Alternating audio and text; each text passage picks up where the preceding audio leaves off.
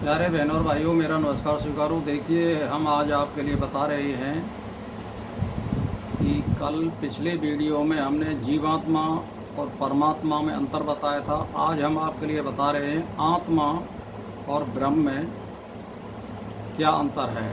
तो देखिए, आत्मा और ब्रह्म दोनों ऐसे नहीं हैं जैसे आपसे तुलना करूं कि जैसे 100 का नोट और 1 का नोट, ये इनमें भेद नहीं है। आत्मा और ब्रह्म अल्प और महान सा दैत्य भी संबंध नहीं है। जो आत्मा है वही ब्रह्म है और जो ब्रह्म है वही आत्मा है। यानी आत्मा और ब्रह्म में कोई अंतर नहीं होता है। ब्रह्म और आत्मा और ब्रह्म की एकता के विचार को ही ब्रह्म विचार कहते हैं अथवा ब्रह्म जिज्ञासा कहते हैं। जिससे इस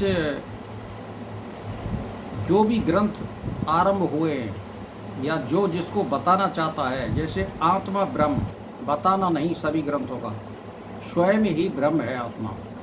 इसका ब्रह्म तत्व अज्ञान द्वारा आवृत है, ज्ञान द्वारा ही वह प्रत्यक्ष होता है।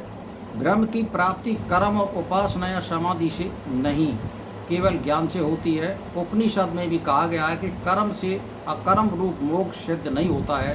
वेदांत कहता है कि यदि आत्मा शरीर ही है तो सब शरीर उसी के हैं, अन्यथा इसका कोई शरीर नहीं है। ये सर्व आत्मा ही है। उपनिषद वाक्य, यह सारी सृष्टि आनंद से उत्पन्न हुई है, आनंद में ही स्थित है और आनंद में ही लीन हो जाती है। तैत्तिरीय उपनिषद में कहा गया है कि आनंद ही ब्रह्म है। ऐसा ज्ञान दुख के विनाश की सर्वोपर विद्या है। श्रुति भी कहती है यह आत्मा एक ही है और अद्वितीय है, कोई दूसरा नहीं है। आत्मा स्वयं प्रकाश है, वह किसी दूसरे के प्रकाश से प्रकाशित नहीं होती है। यह मन बुद्धि इंद्रियों से भी परे है। आत्मा स्वयं यानी मैं हूँ, उसे विषयों की भांति नहीं जाना जा सकता है। यह आत्मा इंद्रिय आदि देह इंद्रियों के कारण भी भिन्न भिन्न सा भासता है। अकर्ता भी कर्ता जैसा भासता है, अभोक्ता भी भोक्ता जैसा भासता है। यही अध्यास है। आप बुद्धबदा नहीं जल है, यह ही बुद्धबदा है जो काल का खिलौना है। आप घट नहीं मिट्टी है, जेवर नहीं सोना है, जीव नहीं चेतन है। स्वर्ग में नरक में सिद्ध लोक में समाधि में जीव जाता है, आप नहीं जाते। फूल को प्रकाश से देखते, प्रकाश को नेत्र से, नेत्र को मन से और मन को बुद्धि से और बुद्धि को संस्कार युक्त अहंकार से देखते हैं। परंतु आत्मा जो सबको देखने वाला है, उसे किससे देखोगे? यह स्वयं ज्ञान है, यही दृष्टा है। मेरा कहने का मतलब यह, आत्मा ना करता है ना भोगता है।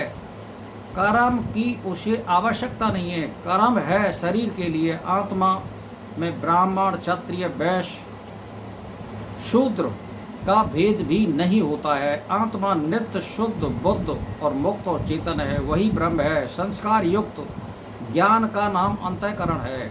वास्तव में ज्ञान ही अंतःकरण है, किंतु इंद्रियों की अनुभूति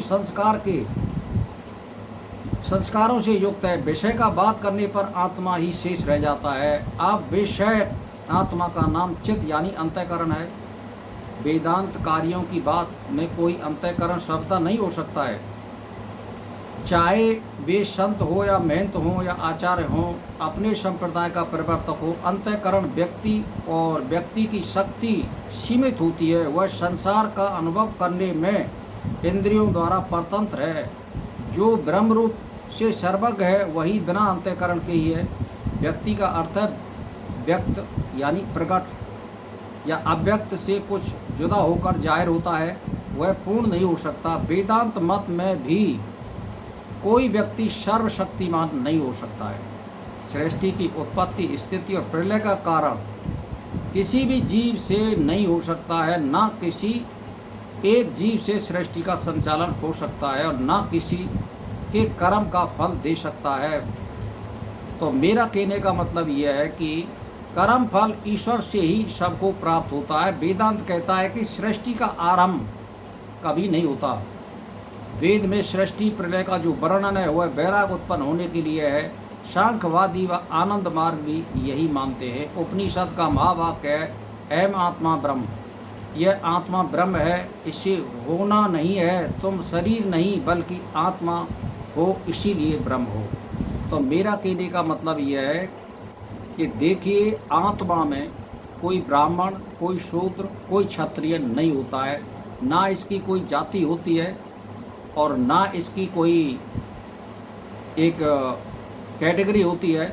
ये तो ऐसे समझिए एक सोना, सोने का तो मैं उदाहरण दे रहा हूँ, सोना तो आत्मा के मुकाबले में, ब्रह्म के मुकाबले में कुछ भी नहीं है। तो जैसे जब जेवर बनाते तो उसका नाम अनेक हो जाता है, ऐसे ही आत्मा का नाम जो है अनेक नहीं होता है, ये ब्रह्म ही है, इसका नाम नहीं हो सकता है, ना इसकी कोई जाति होती है। ये भोग भोगने के लिए जैसे आपके कर्म होते हैं, जैसे संस्कार होते हैं, वैसे ही परिवार और स्थिति के अनुसार आपको वहाँ पर जन्म दे देता है, बस इतना ही फ़र्क है। मान के चलिए 4 भाई हैं किसी पिता के, एक अच्छा पढ़ा लिखा है और वो नौकरी करने वाला है, एक जो है किसी फैक्ट्री में नौकरी करने वाला है, एक जो है कहने का मतलब ये है कि महात्मा हो गया है और एक गौशाला का संचालन कर रहा है। इन तीनों चारों की स्थिति में फर्क हो जाएगा, लेकिन एक ही पुत्र की संतान है कर्म के आधार पर। तो इसीलिए आत्मा और ब्रह्म में कोई अंतर नहीं है, ना उसकी कोई जाति होती है और सब में वो एक टक और एक रस है। बस केवल आपको ज्ञान से जानने की ज़रूरत है, उसको उस पर आवृत यानी पर्दा पड़ा हुआ है अज्ञान का, बस इतना ही अंतर है। तो भाई और बहनों, मेरा इसी के साथ नमस्कार स्वीकार हो।